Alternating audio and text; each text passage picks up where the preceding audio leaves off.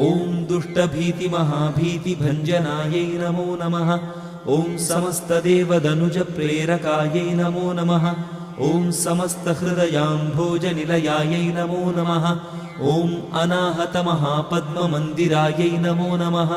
ॐ सहस्रारसरोजातवासितायै नमो नमः। ॐ पुनरावृत्तिरहितपुरस्थायै नमो नमः। ॐ वाणी गायत्री सावित्री सन्नुतायै नमो नमः। ॐ नीलारमाभूसम्पूज्य पदाब्जायै नमो नमः। ॐ लोपामुद्रार्चितश्रीमच्छरणायै नमो नमः।